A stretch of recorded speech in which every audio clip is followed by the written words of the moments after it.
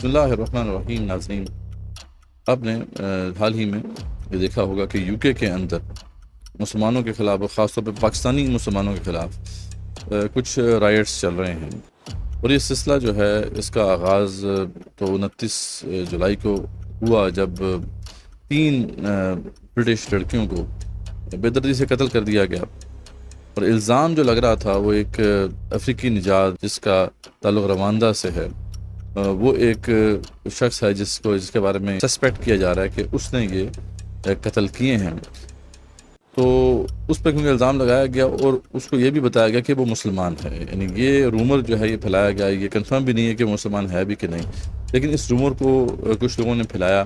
اور اس کے بعد وہاں کا جو فار رائٹ ہے، جو کافی عرصے سے جو ہے وہ گرو کرتا جا رہا ہے اور اب ایک بہت بڑا عفریت بنتا جا رہا ہے. یہ صرف یو کے اندر معاملہ نہیں ہے بلکہ پورے یورپ میں ہمیں یہ فنامنا نظر آتا ہے.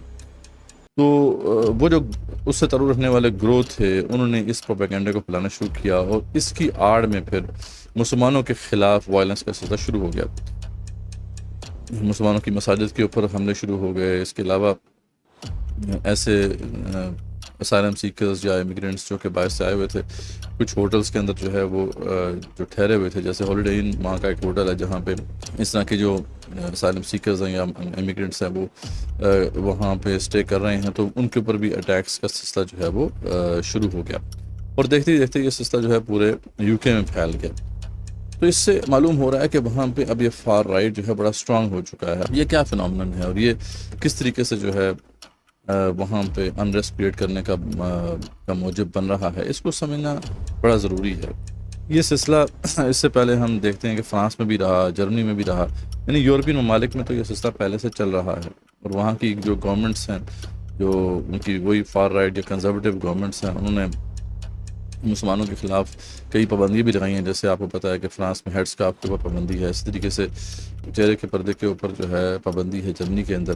تو اس طرح کے بہت سے معاملات جو ہیں یورپ کے اندر چل رہے تھے. لیکن یو کے جس کے اندر تو بہت بڑی تعداد میں مسلمان موجود ہیں، خاص طور پہ پاکستان سے تعلق رکھنے والے مسلمان تو بڑی تعداد میں وہاں موجود ہیں، اور یو کے جو پرنسپلز ہیں، یعنی وہ ڈائیورسٹی کو امبریس کرتے ہیں اور لبرل آئیڈیلز ہیں ان کے.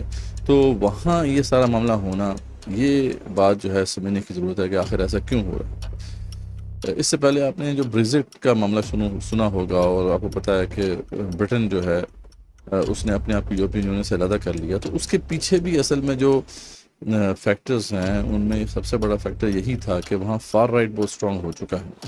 تو یہ کیا فنامنان ہے، تو اس کو سمجھنا بڑا ضروری ہے. اور اس کو سمجھ سکتے ہیں ہم اسی صورت میں جب ہم نظریاتی لیول پہ، آئیڈیالوجیکل لیول پہ جو ویسٹ کے اندر ایک بڑی چینج رونما ہو رہی ہے، اگر ہم اس کو دیکھیں، اس کو سمجھ لیں، تو پھر یہ جو واقعات ہیں ان کو بھی ہم سمجھ سکتے ہیں. اصل میں ہوا کچھ اس طرح سے ہے کہ یورپ کے اندر جب سے کرسچینٹی کو انہیں ٹچ دیا، اس کو انہوں نے چھوڑ دیا، تو ان کے پاس سوشل کوہیژن یعنی سماجی ہم آہنگی کی کوئی ایسی بنیاد نہیں تھی جس پہ پورا یورپ متحد رہ سکے. یورپ اس سے پہلے کہ وہاں پہ کرسچینٹی آئی، وہ مختلف ایتھنیسٹیز میں ڈیوائیڈڈ تھا. اس میں مختلف قبائل ہیں، مختلف ایتھنیسٹیز ہیں جن کے اندر ان کی ڈویژنز رہی ہیں. پھر بعد میں جب نیشنلزم کا نظریہ آیا تو پھر ان کے ہاں آپس میں بڑی چپلش رہی. آپ کو پتہ ہے کہ ڈفرینٹ نیشنز ہیں، یا اپنے آپ کو ڈفرینٹ نیشنز کنسیڈر کرتی ہیں. فرینچ اپنے آپ کو سیپریٹ نیشن کنسیڈر کرتے ہیں، برٹش اپنے آپ کو سیپریٹ نیشن کنسیڈر کرتے ہیں. اسی طریقے سے دیگر جو یہ کلونیل پاورز تھیں، ان کی آپس میں بہت زیادہ رفٹ رہی.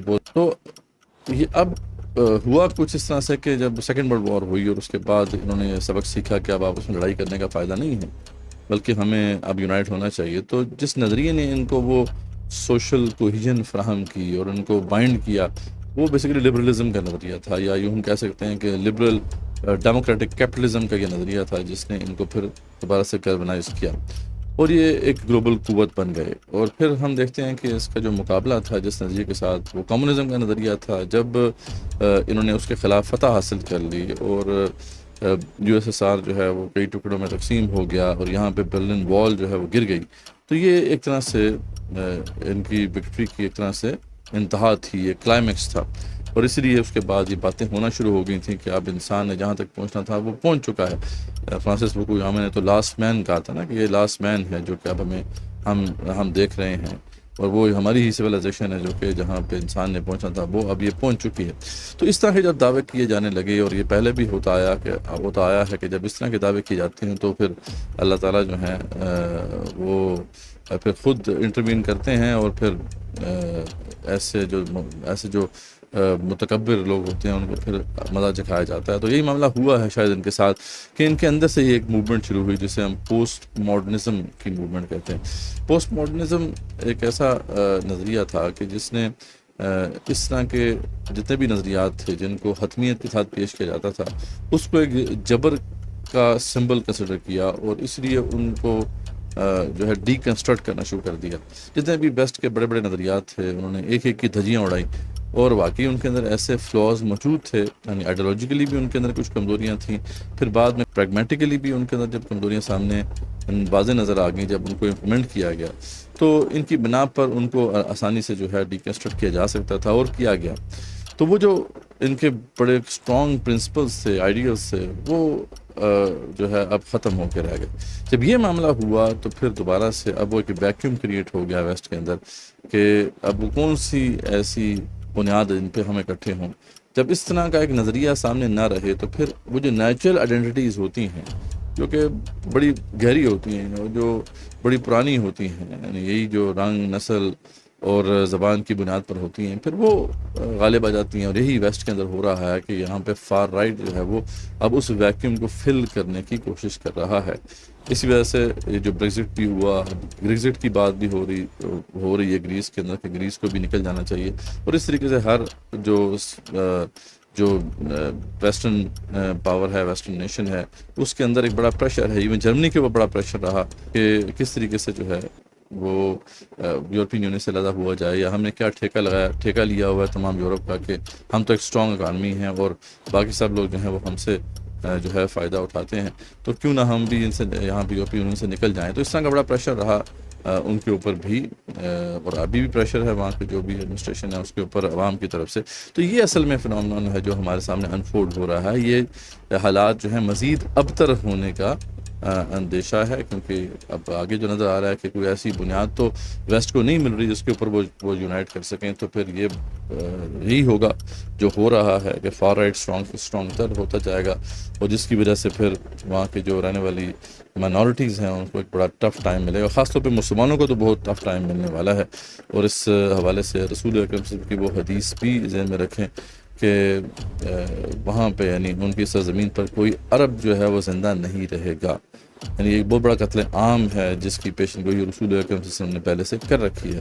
تو یہ حالات اس طرف جاتے ہی نظر آ رہے ہیں. وہاں کے جو لوگ ہیں بہرحال ان کو متحد ہونے کی ضرورت ہے. یہ خوشائند بات ہے کہ ابھی وہاں پہ اس وقت جو پرائم منسٹر ہیں ان کا تعلق لیبر پارٹی سے ہے. کیئر سٹارمر جو ہیں وہ لبرل نظریات رکھتے ہیں اور وہ اس فار رائٹ موومنٹ کے سخت خلاف ہیں، اور اس لیے وہ سپورٹ کر رہے ہیں پورے طریقے سے. یعنی اس وقت جتنی بھی وائلنس ہو رہی ہے اس کے خلاف وہ بڑی اسٹرینتھ کے ساتھ کھڑے ہیں اور وہ کنٹرول کر رہے ہیں اسے، اور امید ہے کہ وہ جلدی اس پہ قابو پا لیں گے. لیکن یہ کہ یہ کب تک وہ ریزسٹ کر پائیں گے. یہ موومنٹ تو بہت اسٹرانگ ہو رہی ہے اور یہ بڑھتی جا رہی ہے.